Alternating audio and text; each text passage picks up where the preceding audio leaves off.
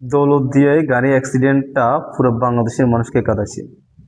আর কত তাজা পাম ঝরলে ড্রাইভারদের হিতে জ্ঞান আসবে।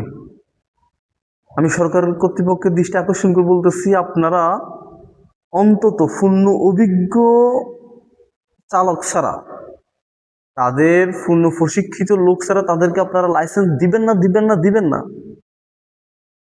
সাধারণ মানুষের জীবন মনে হচ্ছে তাদের কাছে একটা পুতুল খেলার মতো।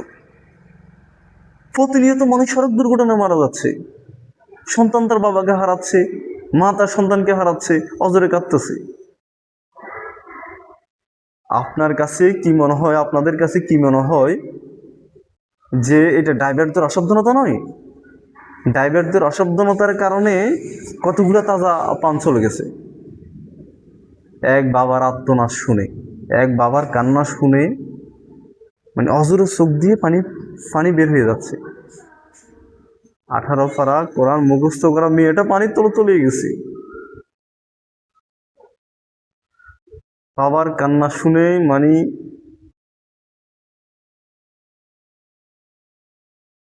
নিজের চোখ দিয়ে পানি চলে আসতেছে।